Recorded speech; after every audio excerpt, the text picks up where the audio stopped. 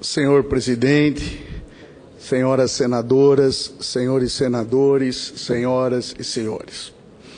Quero hoje, nesta tribuna, tratar da proposta de emenda à Constituição número 63, que institui adicional de valorização por tempo na carreira da magistratura.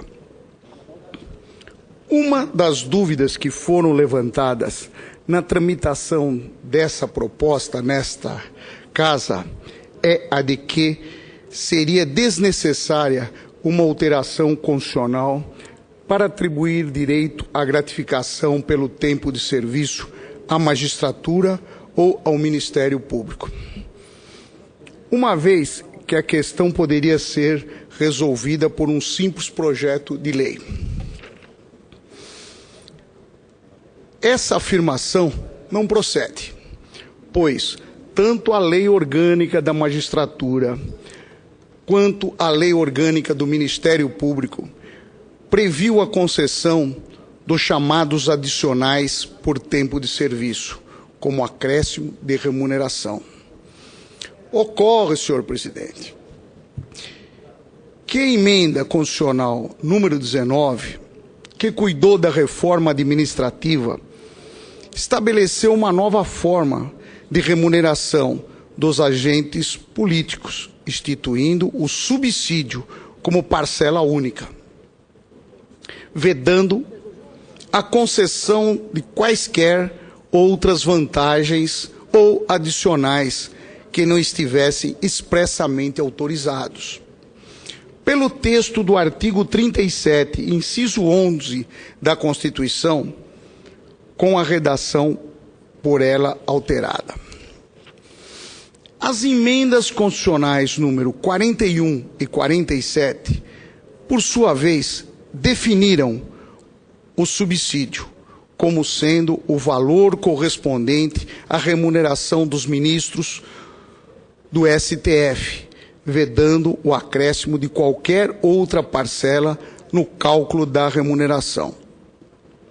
O STF fixou, então, o valor do subsídio e, na sequência, o Conselho Nacional de Justiça editou duas resoluções, as de números 13 e 14, esclarecendo a maneira de aplicação da nova forma de remuneração. Diante desta decisão, houve corte nos salários de alguns ministros aposentados do STF, que ingressaram com mandado de segurança na própria Corte, para ser restabelecido o direito. Ao decidir essa ação, a Suprema Corte expressamente afirmou, através de mandado de segurança, que teve a relatoria do ministro Pertence, que efetivamente aboliram o adicional por tempo de serviço na remuneração dos magistrados e servidores pagos mediante subsídios. Com a nova forma de remuneração dos agentes políticos, por meio de subsídios, inclusive dos parlamentares, ficou vedada a concessão de qualquer outra parcela na sua composição, como se extrair do inciso 11 do artigo 37 da Constituição Federal, com a redação atual. Portanto, por emenda à Constituição, é que se mostra viável a inclusão da parcela remuneratória no subsídio, visto que, por lei, não será possível tal concessão sem afrontar a Constituição. A questão foi analisada pela Comissão de Constituição e Justiça, que reconheceu a necessidade de alteração por essa via. Além disso, o STF, ao referendar a proposta de emenda à Constituição número 63, também reconheceu que somente por esse modo é que pode haver a concessão de tal direito. Na mesma linha, o Conselho Nacional de Justiça, órgão responsável pela fiscalização do Poder Judiciário, emitiu nota técnica, reafirmando a posição da Corte Suprema, no sentido em que a medida é constitucional e necessária. Assim, é indispensável que a mudança se ocorra por proposta de emenda à Constituição, pois, de outro modo, afrontaria o atual texto constitucional. Há um outro questionamento que se faz. Por que conceder esse direito apenas aos magistrados e membros do Ministério Público? Na verdade, estes agentes do Estado são os únicos que não têm reconhecido e valorizado o tempo de serviço público.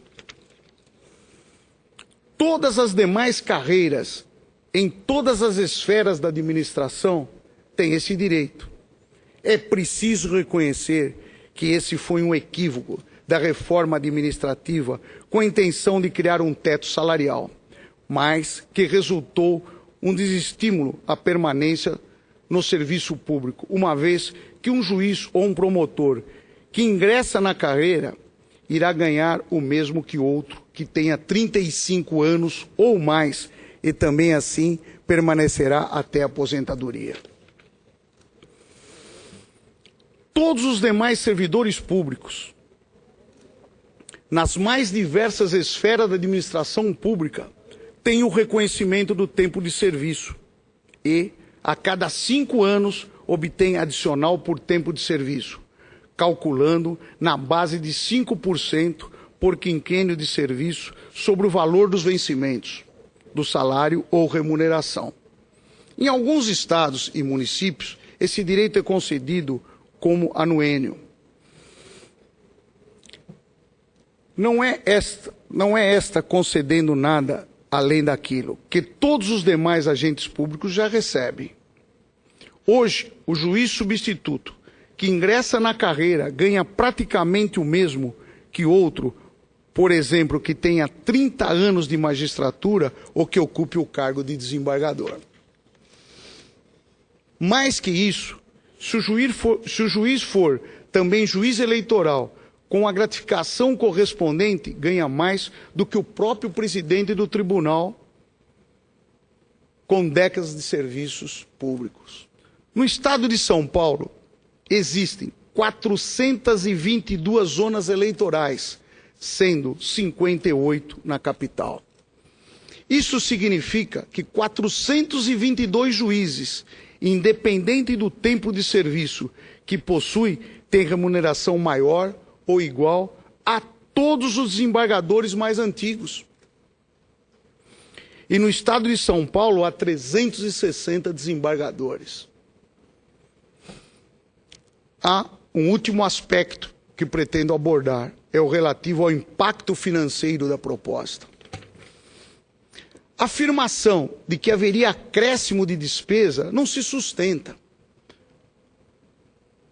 frente às vantagens de manter um servidor público, de manter no serviço público servidores qualificados. Sem estímulo, a permanência no serviço público depois de anos dedicados à profissão, o servidor se aposenta. Em seu lugar, o Estado precisa contratar um outro. Tem desembargador com menos de 55 anos que estão prestando concurso para cartório, para ganhar bem mais do que ele ganha como desembargador. Assim, além de pagar o aposentado, o Estado passa a pagar o novo contratado. Se houver a possibilidade de acréscimo de 5% a cada 5 anos de serviço, isso importará em estímulo à permanência. O Estado, para economizar 35% de acréscimo concedido ao longo de 35 anos, acaba arcando com o pagamento de 100% de um novo salário, de uma vez só, o que é um verdadeiro contrassenso. Do ponto de vista financeiro, considera a despesa global do exercício de 2013 no Tribunal de Justiça de São Paulo, que conta com o maior número de magistrados do país, que tomou como exemplo a implantação da valorização do tempo de magistratura, importaria em um acréscimo de apenas 2,75% na despesa atual. Frente ao orçamento geral do Tribunal Paulista, que foi de 6,4 bilhões em 2013, representa algo em torno de 0,5%. Aqui cito apenas o Estado de São Paulo, que represento. Mas se for usado o exemplo da magistratura federal frente ao orçamento da União, observamos que as despesas dessa esfera é insignificante, pois, enquanto o orçamento de São Paulo, em 2013, foi de 173,4 bilhões de reais, o orçamento da União, no mesmo ano, foi de 2,140 trilhões de reais, devendo ser observado que a magistratura do Estado de São Paulo é 3 vezes maior em número do que a federal. O comparativo serve à demonstração de que não se sustenta a afirmação de aumento de despesa ou de impacto orçamentário. Também não procede o argumento que haverá aumento em cascata, porque, como já afirmei, todas as demais carreiras já possuem adicionais por tempo de serviço. Pelas razões que apresento, quero dizer que sou favorável à aprovação da PEC número 63. Entendo que ela, sem dúvida, irá reparar o equívoco cometido quando aprovada a reforma administrativa que não cuidou de valorizar o tempo de serviço dessas carreiras de Estado, que, repito, são as únicas que se encontram nesta situação. E o que ainda tenho a dizer é o que eu tinha a dizer. O meu muito obrigado a todos. Uma boa tarde. Senador Antônio Carlos Rodrigues, receba, Vossa Excelência, o meu reconhecimento. A tese que Vossa Excelência defende é aquela que eu modestamente também defendo. Espero que o Congresso Nacional, sobretudo o Senado, quando for apreciar essa matéria, leve em consideração as ponderadas razões oferecidas por Vossa Excelência. Meus cumprimentos. Muito obrigado, presidente Figueiredo. Muito obrigado a todos.